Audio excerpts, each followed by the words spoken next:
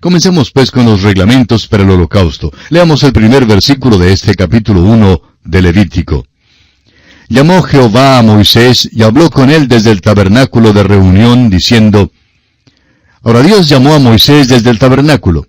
Ya no está hablando desde la cumbre del monte Sinaí, con truenos y relámpagos, como cuando dio los mandamientos. Aquí llama a Moisés desde el tabernáculo en un llamado de reconciliación. Llamó Jehová. Su llamamiento es para aquellos que oyen su voz. Es importante que veamos esto. Dios está llamando a los hombres hoy en día para que sean reconciliados con Él. La iglesia hoy en día es un cuerpo de los que son llamados afuera, y son los escogidos porque han sido llamados. En su primera carta a los Corintios, capítulo 1, versículos 22 al 24, Pablo dice, porque los judíos piden señales, y los griegos buscan sabiduría, pero nosotros predicamos a Cristo crucificado, para los judíos ciertamente tropezadero, y para los gentiles locura, mas para los llamados, así judíos como griegos, Cristo poder de Dios y sabiduría de Dios. Llamados no significa aquellos que solamente oyen. Significa los que responden. Quisiéramos hacerle una pregunta, amigo oyente. ¿Ha oído usted a Dios? ¿Y le ha respondido? Continuemos con el versículo 2 de este capítulo 1 de Levítico. Habla a los hijos de Israel y diles, cuando alguno de entre vosotros ofrece ofrenda a Jehová, de ganado vacuno u ovejuno haréis vuestra ofrenda. Cuando alguno de entre vosotros, quiere decir, todo aquel que quiera puede venir. Y ahora el versículo 3 dice, si su ofrenda fuere holocausto vacuno, macho sin defecto lo ofrecerá. De su voluntad lo ofrecerá a la puerta del tabernáculo de reunión delante de Jehová. De su voluntad lo ofrecerá. Permítanos decirle, amigo oyente, que estas palabras representan una libertad de albedrío sin traba alguna. El Señor Jesús dijo, según Juan capítulo 7, versículo 37, si alguno tiene sed, venga a mí. Esta es una invitación que incluye a toda la familia humana. Nadie es excluido, excepto aquellos que se excluyen a sí mismos. El Señor Jesús da una sola condición. Si alguno tiene sed. Quizá usted dirá, pues no tengo sed. Bueno, quizá esto no sea para usted. Pero si es que usted tiene sed, le convida entonces a venir a Él y le promete saciar su sed. Él mismo dijo en San Juan capítulo 4 versículo 14, mas el que bebiere del agua que yo le daré, no tendrá sed jamás, sino que el agua que yo le daré será en él una fuente de agua que salte para vida eterna. El profeta Isaías también incluyó esto en su invitación en el capítulo 55 de su profecía, versículo 1, cuando dijo, a todos los sedientos, venid a las aguas. Cualquiera puede venir a Cristo si escoge venir a Él. Debe haber una necesidad y un deseo. Y si usted, amigo oyente, tiene una necesidad y siente un deseo, venga a Cristo ahora mismo. Él le recibirá con los brazos abiertos. Y aquí tenemos que detenernos por esta oportunidad. Continuaremos estudiando este capítulo 1 del libro de Levítico, Dios mediante, en nuestro próximo programa. Será pues, hasta pronto, que Dios le bendiga, es nuestra ferviente oración. Continuamos hoy, amigo oyente, nuestro recorrido por el libro de Levítico. En nuestro programa anterior comenzamos a estudiar el capítulo 1 de este tercer libro del Antiguo Testamento y avanzamos hasta el versículo 3, donde dice, si su ofrenda fuere holocausto vacuno, macho sin defecto lo ofrecerá. De su voluntad lo ofrecerá a la puerta del tabernáculo de reunión delante de Jehová. Note usted que dice, de su voluntad lo ofrecerá. Estas palabras representan una libertad de albedrío sin traba alguna. El Señor Jesús dijo, si alguno tiene sed, venga a mí. Esta es una invitación que incluye a toda la familia humana. Nadie es excluido excepto aquellos que se excluyen a sí mismos. El Señor Jesús da una sola condición, si alguno tiene sed. Usted dirá, pues, yo no tengo sed. Bueno, quizá esto no sea para usted. Pero si usted tiene sed, Él le convida a venir y le promete saciar su sed. Isaías también incluyó esto en su invitación en el capítulo 55 de su profecía, versículo 1, donde dice, a todos los sedientos, venid a las aguas.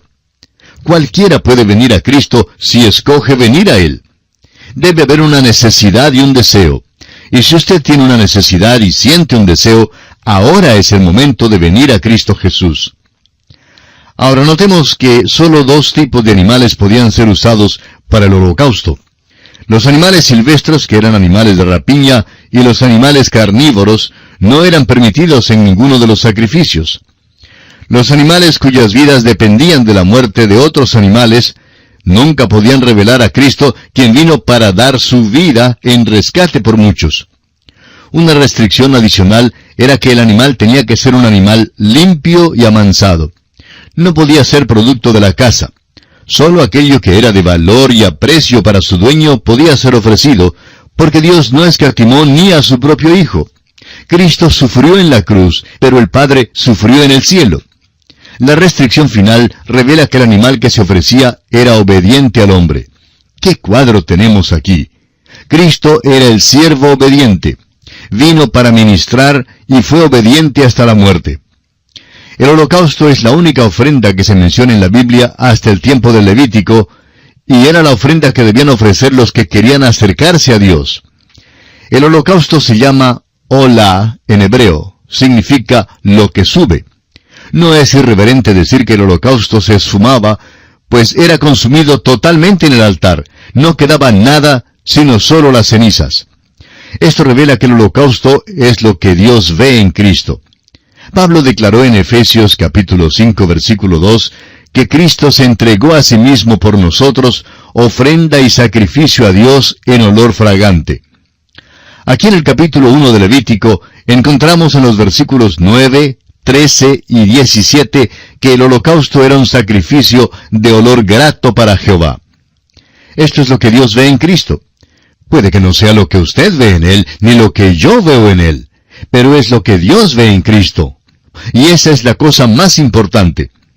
Dios está diciendo que está satisfecho con lo que Jesús hizo por los pecados suyos y por los míos. En realidad, el Evangelio simplemente le pregunta al hombre, ¿estará usted satisfecho? Dios está satisfecho de que Jesús lo haya pagado todo por usted y que le puede salvar perpetuamente si pone su confianza en Él. Pero la pregunta es, ¿está usted satisfecho con este sacrificio de Jesucristo? ¿Tan satisfecho que lo acepte personalmente como paga de sus propios pecados? Notará usted que dice que el sacrificio debe ser un macho, y eso habla de poder. Habla del hecho de que el Señor Jesús es poderoso para salvar y que le puede salvar perpetuamente, según lo declara el escritor a los Hebreos en el capítulo 7 de su carta, versículo 25. Entonces, el sacrificio debe ser sin defecto, lo que quiere decir que el animal tenía que ser un ejemplar ideal y perfecto. Esto habla de la perfección de Cristo y no hay pecado en Él. Así lo dice el apóstol Juan en su primera carta, capítulo 3, versículo 5. Y el apóstol Pedro, en su primera carta, capítulo 2, versículo 22, declara, el cual no hizo pecado. También el apóstol Pablo, en su segunda carta a los Corintios, capítulo 5, versículo 21, dice, al que no conoció pecado. También el escritor a los Hebreos dice en el capítulo 7, versículo 26, porque tal sumo sacerdote nos convenía, santo, inocente, sin mancha, apartado de los pecadores. Y en el Evangelio según San Mateo, capítulo 3, versículo 17, encontramos las palabras del mismo Padre Celestial, quien hablando desde los cielos dijo, este es mi Hijo amado, en quien tengo complacencia. Volviendo ahora al versículo 3 de este capítulo 1 de Levítico, leemos, de su voluntad lo ofrecerá. Los hombres debían traer su ofrenda voluntariamente. Debido a la muerte expiatoria del pequeño animal, el pecador era recibido por Dios. El animal tenía que ser ofrecido no en vida, sino en muerte. Esto era absolutamente imperativo. Amigo oyente, no es la vida sin defectos de Cristo, ni nuestra aprobación de Él lo que nos salva. Es su muerte, solo su muerte, la que puede salvar al pecador. Vimos en nuestro estudio en el Evangelio de Marcos que cuando Cristo murió, el velo del templo se rasgó en dos, dándonos acceso a Dios. Es su muerte la que salva al pecador. Fue su muerte la que abrió el camino hacia Dios. Es que el velo es su carne, según lo vemos en Hebreos 10:20.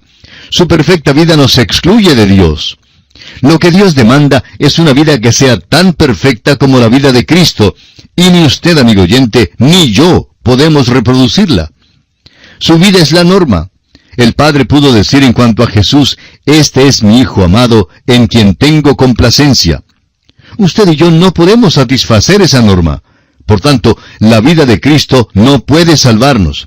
Nos excluye de Dios, así como el velo en el tabernáculo excluía al hombre de la presencia de Dios. Se hace entonces imprescindible otra base para poder llegar a Dios. El único camino es por medio de la muerte de Cristo. Ella fue la que rasgó el velo. En el mismo momento en que usted y yo llegamos mediante la muerte de Cristo, el camino a Dios está abierto. Es la muerte de Cristo la que salva al pecador. Recuerde que la ofrenda debía ser traída voluntariamente. No era obligatoria. No es tampoco obligatorio que usted venga a Cristo. Pero si usted quiere ser salvo, entonces tendrá que venir a Cristo. Dios no tiene otro camino. En Juan 14:6, el Señor Jesús dijo, «Nadie viene al Padre sino por mí». Usted puede pensar que esto es dogmático y estrecho, y le diré que es exactamente así. Pero lo interesante es que este camino le traerá a Dios. Ahora, no es un hecho que usted tiene que venir. Allí es donde entra en juego su libre albedrío. No es obligatorio que usted venga, pero si quiere venir a Dios, entonces tendrá que venir por este único camino, porque Dios ha escogido este camino. El hecho es que Él no puede aceptar la justicia suya. No quiere ni una fracción de su propia justicia. El apóstol Pablo, escribiendo a Tito, dice en el capítulo 3, versículo 5, «Nos salvó, no por obras de justicia que nosotros hubiéramos hecho, sino por su misericordia». Volviendo ahora al versículo 3 de este capítulo 1 de Levítico, leemos que dice, «a la puerta del tabernáculo». Este es otro imperativo. No podían ofrecer su sacrificio expiatorio en ningún otro lugar. Esto era para guardar a Israel de la idolatría. Estaban tan predispuestos a caer en la idolatría y cayeron tantas veces que por fin esta llegó a ser la causa de la cautividad babilónica. Y esto a propósito tiene un mensaje para nosotros. Y es evitar el presumir que podemos llegar a Dios por nuestro camino, según nuestros términos. No nos toca a nosotros fijar las condiciones para venir a Dios. Es Dios, amigo oyente, quien fija las condiciones. Y ante Dios, como dice Isaías en el capítulo 64 de su libro y versículo 6, «Todos nosotros somos como suciedad y todas nuestras justicias como trapo de inmundicia». Dios no aceptará nuestras justicias. Muchos creen que la justicia de Dios es simplemente algo que está a un nivel un poco más alto que la justicia de los hombres. Pero eso no es verdad. La justicia de Dios, amigo oyente, es enteramente santa. La única justicia que Dios puede aceptar es la justicia de Dios, la que nos es dada por fe en Jesucristo. No se puede trabajar para obtenerla, no se la puede comprar. Usted no tiene nada que ofrecer a Dios y su propia justicia simplemente fracasará. Dios no aceptará nuestra pobre justicia. La ofrenda tiene que ser presentada a la puerta del tabernáculo. Amigo oyente, el camino de la cruz es el único camino que conduce al cielo. No hay otro camino. Cristo dijo que nadie viene al Padre sino por mí. Pasemos ahora al versículo 4 de Levítico capítulo 1. «Y pondrá su mano sobre la cabeza del holocausto, y será aceptado para expiación suya». Y pondrá su mano sobre la cabeza del holocausto. El Dr. Kellogg llama a esto un hecho de designación. Esto es revelado en Levítico capítulo 24, versículo 14, donde los testigos debían poner las manos sobre el blasfemo antes que fuera muerto a pedradas.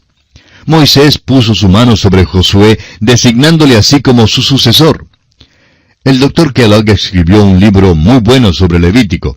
Ahora está agotado, pero es un libro tan maravilloso que quisiéramos citar un pasaje que habla en cuanto al poner la mano sobre la cabeza del animal, y dice así: simbolizaba una transferencia, según la provisión misericordiosa de Dios, de una obligación de sufrir por el pecado del que ofrece a la víctima inocente. En lo sucesivo, la víctima ocupaba el lugar del que ofrecía, y así era tratada. Hasta aquí la cita del Dr. Kellogg. En otras palabras, cuando el hombre entraba y ponía su mano sobre la cabeza del pequeño animal que debía ser muerto, designaba a este pequeño animal como su reemplazante. El hombre estaba confesando así que él mismo merecía morir. Amigo oyente, cuando usted acepta a Cristo como su Salvador personal, usted está diciendo que usted es pecador y que no puede salvarse a sí mismo. Expresa que usted desea arrepentirse de sus pecados y que desea acudir al Salvador y que quiere vivir para Él. El pequeño animal moría como sustituto de quien lo ofrecía. Eso es lo que Cristo hizo por nosotros. Cuando usted acepta a Cristo, usted pone su mano sobre Él, le designa como su Salvador personal. Hay quienes parecen tener la idea de que hay algún mérito en la acción misma de la imposición de las manos. Creen que hay alguna transferencia de poder. Lo único que puede ser transferido, amigo oyente, por medio de la imposición de las manos son los microbios patógenos. No se transfiere nada, sino que designa a otro para tomar su lugar.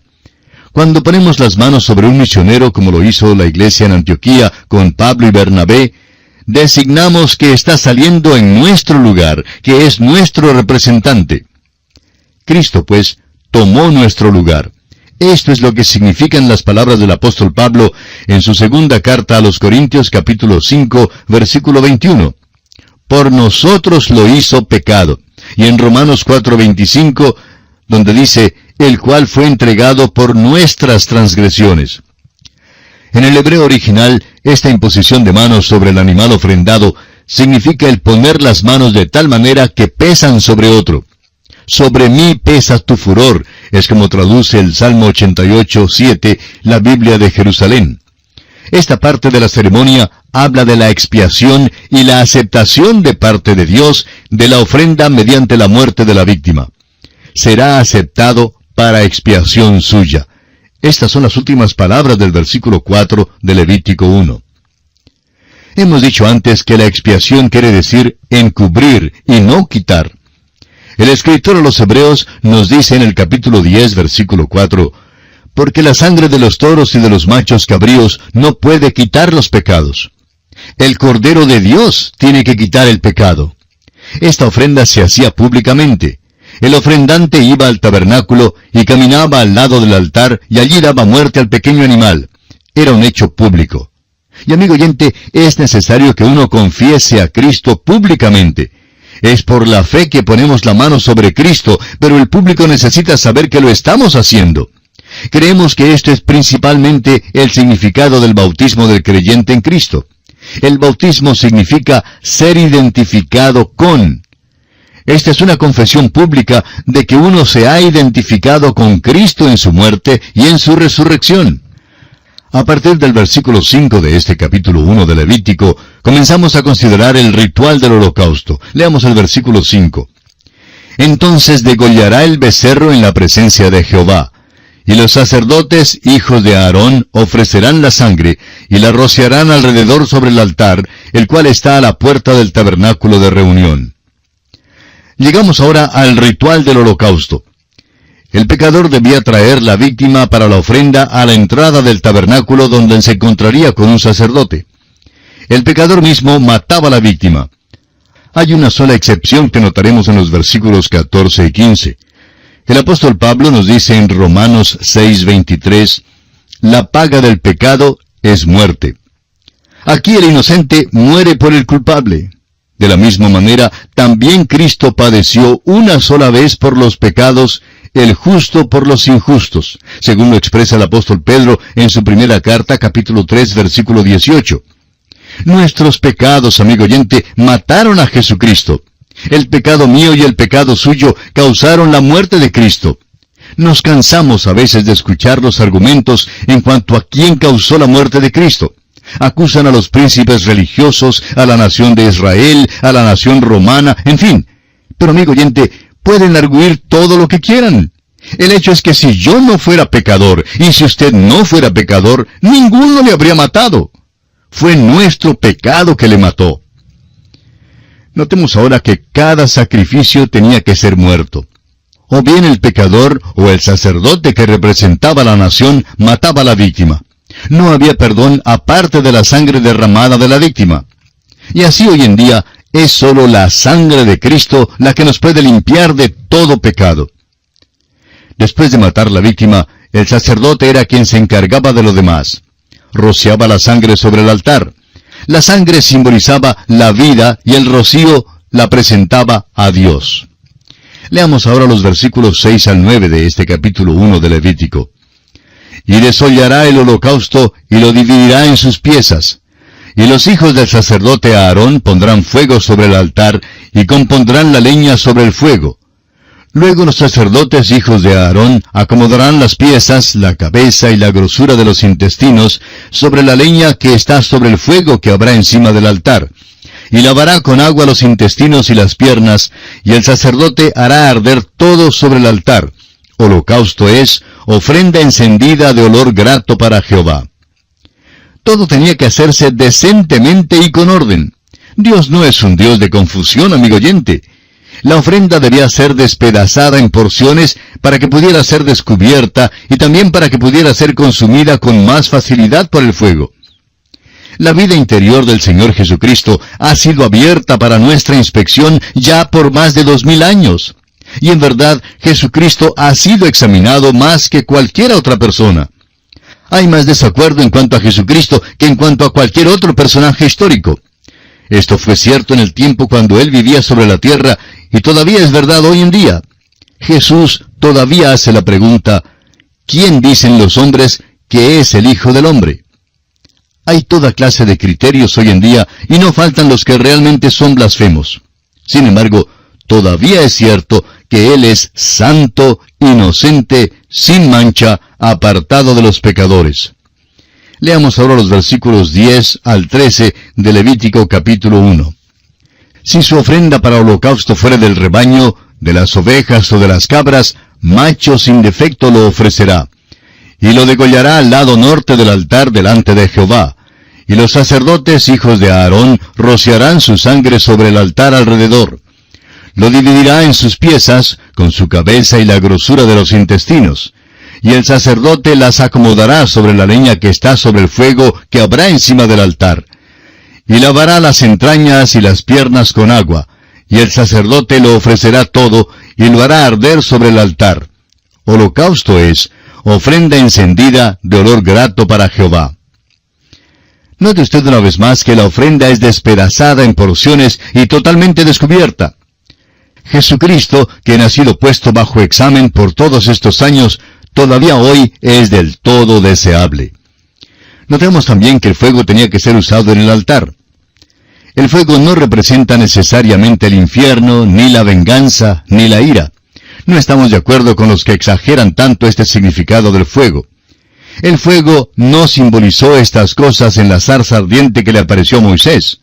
El fuego muchas veces simboliza la fuerza purificadora y el poder irresistible de Dios. Malaquías 3:3 nos dice, y se sentará para afinar y limpiar la plata, porque limpiará a los hijos de Leví, los afinará como a oro y como a plata.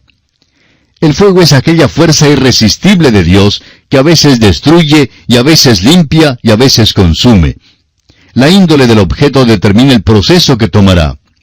Aquí en el holocausto, el fuego habla de la entrega total de Cristo a Dios. Es la consagración absoluta.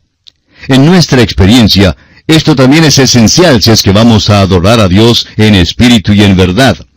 Deuteronomio 4:24 dice, porque Jehová tu Dios es fuego consumidor, Dios celoso. Amigo oyente, usted no puede simplemente divertirse y salir bien con Dios.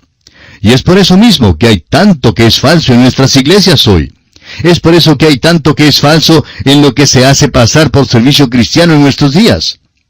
Amigo oyente, queremos decírselo bondadosamente, pero usted no está sirviendo a Dios a menos que usted esté permitiéndole limpiar y purificar su vida. Nos hemos olvidado de este asunto de la santidad en nuestros días.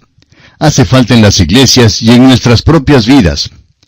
Continuemos ahora leyendo los versículos 14 al 16 de Levítico capítulo 1. Si la ofrenda para Jehová fuera holocausto de aves, presentará su ofrenda de tórtolas o de palominos. Y el sacerdote la ofrecerá sobre el altar, y le quitará la cabeza, y hará que arda en el altar. Y su sangre será exprimida sobre la pared del altar. Y le quitará el buche y las plumas, lo cual echará junto al altar, hacia el oriente, en el lugar de las cenizas. La pobreza no constituía ninguna excusa para no traer a Dios una ofrenda. Se podía sustituir al becerro o cordero por un ave. Cualquiera podría salir a buscar un ave para ofrecerla. ¿Notó usted que cuando nuestro Señor Jesucristo nació, sus padres ofrecieron tórtolas? Sus padres eran pobres y Jesús nació en la pobreza. Veamos ahora en el versículo 17 cuál es el motivo del holocausto.